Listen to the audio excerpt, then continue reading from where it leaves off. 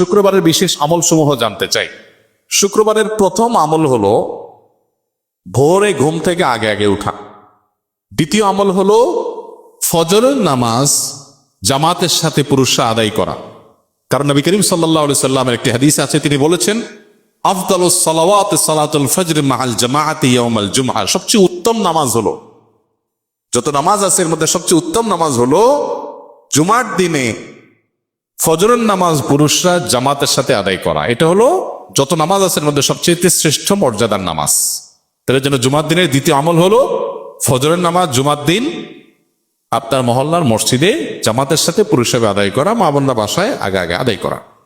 3 নম্বর আমল হলো জুমার দিনের সবচেয়ে গুরুত্বপূর্ণ আমল, সেটা হলো জুমার দিনে জুমার নামাজ আদায় করা। এটা হলো জুমার দিনের সবচেয়ে ইম্পর্টেন্ট আমল, বাকিগুলা ফরজ না, এটা হলো ফরজ।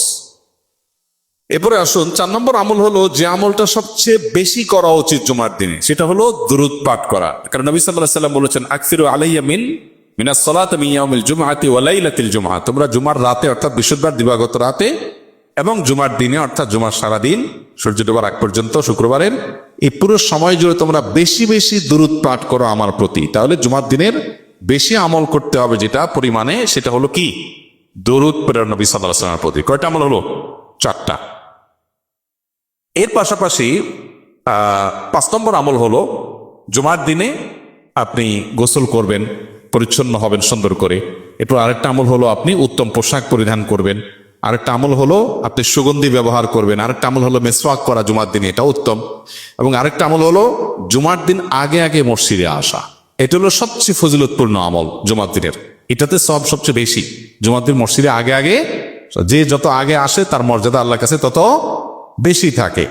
জুমার দিনের আরেকটা আমল হলো পায়ে হেঁটে জুমার নামাজে আসা। যথাসম্ভব বাহন, গাড়ি, রিক্সা ব্যবহার না করা। যদি দূরে যেতে হয় তাহলে গাড়ি পার করে ওখান থেকে পায়ে হেঁটে আসা অন্তত।